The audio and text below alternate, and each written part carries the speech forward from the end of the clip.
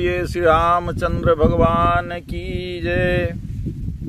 श्रोता बंधुओं, सादर जय सिया राम। बंधुओं, आप सब सकुशल रहें। हम परमात्मा से प्रार्थना निवेदन करते हैं कि आप सभी लोग सपरिवार सकुशल रहें और हमारे वीडियो को देखते रहें। बंधुओं, आप सब जानते हैं कि हम संत भक्तों के चरित्रों का ही वीडियो बनाते हैं। आज हम आप लोगों के समक्ष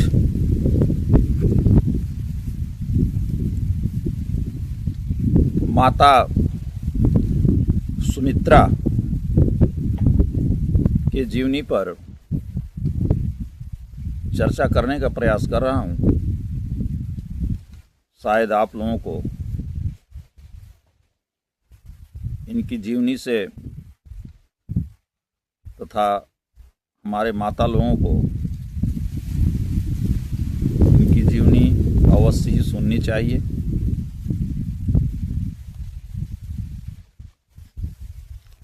माता सुमित्रा का बचपन का नाम पूर्णावती था। ये सिंघल देश के महाराज सुमंत की पुत्री थी। इनके माता का नाम चंद्रमणि था। इनका जन्म सिंघल द्वीप के सुमित्र राज के चंद्रकला नामक स्थान पर हुआ था। इसलिए विवाह के पश्चात अयोध्या में इनको सुमित्रा के नाम से जाना जाता है तथा इनके जो बड़े पुत्र श्री लक्ष्मण जी हैं उन्हें सौमित्र के नाम से भी लोग पुकारते थे। इनके दो पुत्र थे, श्री लक्ष्मण जी तथा श्री शत्रुघ्न जी। महाराज दशरथ के दो पत्नियां थी, माता कौशल्या और माता कैकेयी, परंतु इनसे भी कोई संतान न होने के वजह से महाराज दशरथ ने तीसरा विवाह करने का विचार किया और वे सिंघल द्वीप के महाराज सुमंत की पुत्री पूर्णावती से विवाह किया। विवाह के उपरांत अयोध्या में सब परिवार सभी लोग सुखपूर्वक रहने लगे। पिछले कथा आप सभी लोग हमारे मानस प्रेमी भाई जानते ही हैं, परंतु हमें माता सुमित्रा के जो मुख्य गुण है, उनके विचार है, स्वभाव है,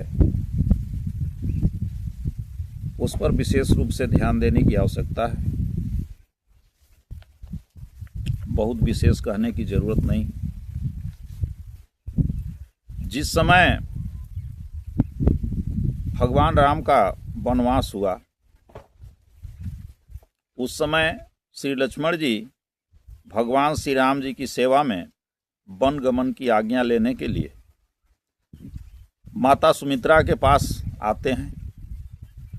उस समय उन्होंने, माता सुमित्रा ने कैसे सार गर्भित और शिक्षापूर्ण वचनों द्वारा श्री लक्ष्मण जी को उपदेश करते हैं। यह बड़ी ही अद्भुत उपदेश है इनका। हम सब लोगों के लिए अत्यंत शिक्षाप्रद है। लक्ष्मण जी कहते हैं कि माँ प्रभु राम और माता सीता बन जाने के लिए तैयार हैं और हम भी उनके साथ 14 वर्षों के लिए जाना चाहते हैं। अतः हम आपके पास आज्ञा लेने के लिए आए हैं कि हमें भी आप आज्ञा दें ताकि हम वन में जाकर इनके साथ इनका सेवा करूं। तब माता सुमित्रा बड़ी ही विलक्षण उपदेश करते हैं। गोस्वामी जी लिखते हैं, तात तुम्हारी मातु बय देही, पिता राम सब भांति सनेही, अवध तहाँ जहाँ राम निवासो, तहाँ ये दिवस जहाँ भानु प्रकाशो, तहाँ ये दिवस जहाँ भानु प्रकाशो, ज्यों पैसिया राम बन जाही, अवध तुम्हारे काज कछु नाही, अवध तुम्हारे काज कछु नाही। राम प्राण प्रिय जीवन जी के, स्वार्थ रहित सखा सबही के, स्वार्थ रहित सखा सबही के। पुत्रवती जुबती जग सोई, रघुपति भगत जासु सुत होई, रघुपति भगत जासु सुत होई। न तरु बाझ भली बादी बियानी, राम विमुख सुत तेहित जानी, राम विमुख सुत तेहित जानी।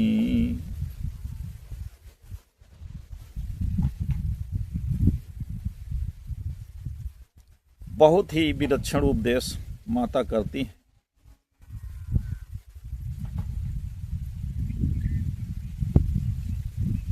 उपदेश देते हुए कहते हैं, उपदेश यह जेहि तात तुम्हरे, राम सिय सुख पावही, पितु मातु प्रिय परिवार पुर सुख, सुरति बन बिसरावही।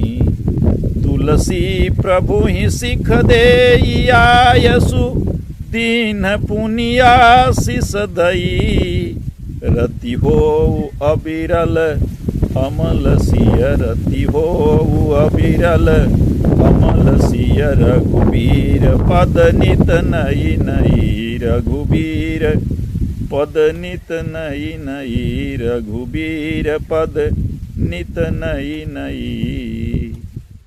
श्री सुमित्रा जी ने लखनलाल को उपदेश दिया कि हे तात, श्री जानकी जी ही तुम्हारी माता हैं और सब प्रकार से स्नेह रखने वाले श्री राम जी ही तुम्हारे पिता हैं। जहाँ श्री राम जी का निवास हो वही तुम्हारे लिए अयोध्या है, क्योंकि जहाँ सूर्य का प्रकाश होता है वही दिन होता है।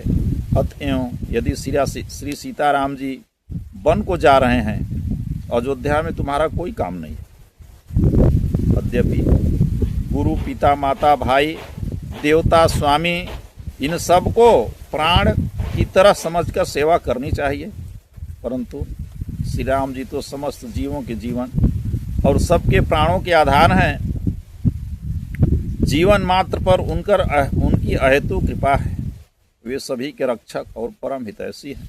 अतः संसार की परम पूज्य प्रियजनों, श्री राम जी के नाते ही मानना उचित है। हे पुत्र, हृदय में ऐसा ही निश्चय करके श्री रघुनाथ जी की सेवा में वन को अवश्य जाओ और अपना जीवन सफल करो। तुम्हारे हृदय में श्री राम जी का प्रेम जो निष्कपट भक्ति उत्पन्न हो गई है, इसके लिए मैं तुम्हें बलैया लेती हूँ। मेरे सहित तुम बड़भागी बन रहे हो इस जगत में। वही जननी पुत्रवती है जिसका पुत्र राम भक्त हो, नहीं तो उसका बांझ रहना ही अच्छा है, क्योंकि राम विमुख पुत्र पैदा होने के कारण उसका प्रसव करना व्यर्थ हो जाता है।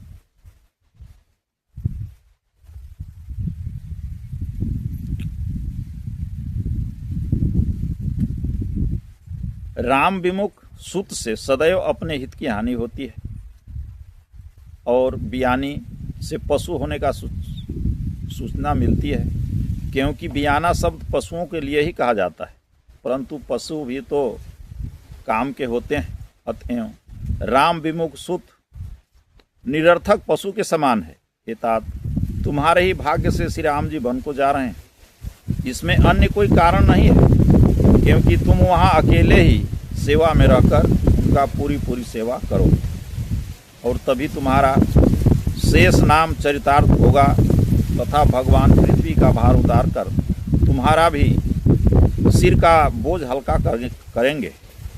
जितने भी पुण्य कर्म हैं उनका सबसे सुंदर फल श्री सीताराम जी के चरणों में स्वाभाविक प्रेम हो जाना ही है। वहाँ तुम राग, दोष, डाह, अहंकार, मोह और ईर्ष्या समस्त विकारों का सभी अवस्थाओं में त्याग करके मन, वचन और कर्म से श्री राम जी की सेवा में लीन रहना। तुमको तो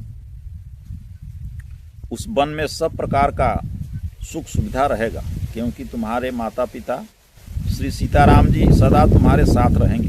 हे पुत्र, श्री राम जी को तुम्हारी जिस सेवा से सुख मिल सके, जिस प्रकार उनको कोई क्लेश न हो, वही करना। हमारा यही उपदेश है। ऐसी सेवा करना जिससे श्री सीताराम जी सुखी रहकर अयोध्या के पिता, माता, प्रिय परिवार, प्रजाजन आदि के सुख को कभी ध्यान ही न आवे। श्री गोस्वामी जी कहते हैं कि माता सुमित्रा ने लखनलाल पुत्र को ऐसी शिक्षा देकर आज्ञा और आशीर्वाद दिया कि जाओ, श्री राम जी के चरणों में तुम्हारा नित्य नवीन, निर्मल और अचल प्रेम। धन्य है, भगवान जिस पर कृपा करें उसको सुमित्रा सरीखी माता दें। अधिकतर संसार में यही देखा जाता है कि संजोगवश किसी के पुत्र को यदि भगवत प्रेम उपलब्ध हो रहा है, वैराग उत्पन्न हो रहा है, भगवत भजन की चेष्टाएं हो रही है, तो उनके माता उस पुत्र का पैर पकड़कर पीछे को खींचती हैं, स्पष्ट रूप से रोकती हैं, रोती हैं, बिलबिलाती हैं, दूसरों से उनकी संसारी शिक्षा देने के लिए कहती हैं। यहाँ तक कि साधु महात्माओं के पास भी जाकर दुआ विभूति मांगती हैं कि हमारा लड़का विरक्त न हो जाए। आजकल की माताएं स्वार्थवश अपने पुत्रों को उन्हें प्रपंचों की शिक्षाएं देती हैं, जिनसे सदैव नरक की यात्रा करनी पड़ती है। उनकी दृष्टि में वही लड़का लायक होता है जो अनीत और अधर्म द्वारा पराये धन को उनके पास पहुंचाता है। ऐसी माताओं को श्री सुमित्रा जी से शिक्षा लेनी चाहिए, जिन्होंने कहा कि वह माता पुत्रवती ही नहीं है जिसका पुत्र भगवत भक्त न हो, उसका बांझ ही रहना अच्छा है। श्री सुमित्रा जी ने ऐसा कथन ही नहीं किया था, बल्कि उन्होंने वैसा कार्य करके भी दिखा दिया था। वे सामने ही देख रही थी। एक माता का चरित्र भी उन्हीं के घर में है, कैकेयी, जो अपने पुत्र भरत को दूसरे का हक छीनकर जबरदस्ती राज दिला रही है, परंतु फिर भी उनकी निष्ठा में किसी तरह का अंतर नहीं आया और उन्होंने अपने प्राण प्रिय पुत्र लखनलाल को घोर वनवासी सेवा के भेंट में चढ़ा दिया। अपितु आह्लाद के साथ यह भी कहा कि भूरि भाग भाजन भयऊ मोहि समेत बलि जाऊं, जौ तुम्हारे मन छाली छड़, कीन्ह राम पद ठाऊं। इतना ही नहीं, और भी देखिए उनकी त्याग। लंका के युद्ध में श्री लखनलाल जी को जब शक्ति बाण लगा था, उसकी औषधि को धवलागिरी के समेत लेकर हनुमान जी उड़े जा रहे थे, परंतु अयोध्या आते आते श्री भरत जी ने उनको बिना फर का बाण मारकर नीचे उतार दिया।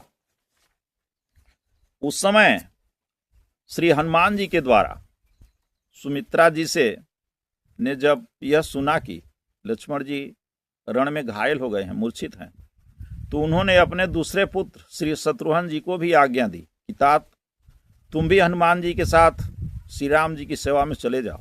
यद्यपि श्री राम जी की कोई ज़रूरत नहीं थी, यद्यपि ऐसे कुअवसर में भाई विहीन रहे, यह मुझसे सहा नहीं जाता। बाहरी माता, तेरे बोध और भाव भक्ति को कोटि कोटि प्रणाम। भला भगवान की असीम दया जिस बड़भागिनी माता पर हो, उसके आदर्श विचारों का कहना ही क्या है। गोस्वामी जी श्री राम गीतावली लंका कांड के 13वें पद को में लिखते हैं श्री सुमित्रा जी के लिए, सुनीरन घायल लखन परे हैं। माता सुमित्रा जी सुनिए कि घायल हैं।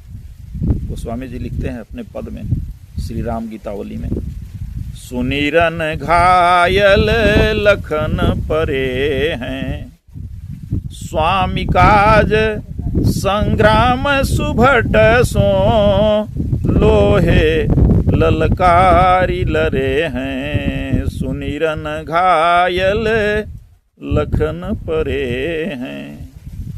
सुवन शोक संतोष सुमय त्रही, रघुपति भगति बरे हैं, छिन छिन गात सुखात छिनहि छिन, हुलसत होत हरे हैं, सुनीरन घायल लखन परे हैं। कपिसों कहिय सुभाव, अंक के अंक कयम्बु भरे हैं, रघुनंदन बिन बंधु कुअवसर, यद्यपि धनु दूसरे हैं, सुनीरन घायल लखन परे हैं। तात जाहु कपि संग रिपुसूदन उठी, कर जोरी खरे हैं, प्रमुदित पुल की पैंत पूरे जनु, विधि बस सुढर ढरे हैं, सुनीरन घायल लखन परे हैं।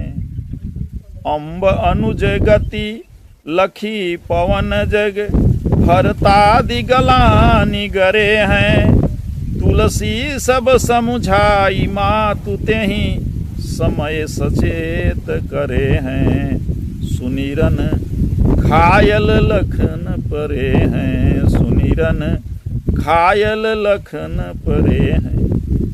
अपने एक बेटे को काम आना सुनकर माता सुमित्रा कहती हैं कि हमारा पुत्र पैदा करना सफल हो गया। जो परमात्मा के काम में एक पुत्र ने अपना लिया, दूसरों को भी भेंट चढ़ाने के लिए तैयार हो जाना सुमित्रा सरीखी विवेकशील माता का ही काम था। उस अम्बा के हृदय में यह दृढ़ निश्चय था कि पुत्र वही है जो भगवान के काम में लग जाए, और पुत्रवती स्त्री वही है जो भगवत भक्त पुत्र पैदा करे, अन्यथा उसे कोई लाभ नहीं, बल्कि वह बाँझ ही रहे, इससे अच्छा है। जगत की संपूर्ण स्त्रियों को श्री सुमित्रा जी के सिद्धांतों का सामने रखते हुए पुत्र प्रसव की अभिलाषा करनी चाहिए।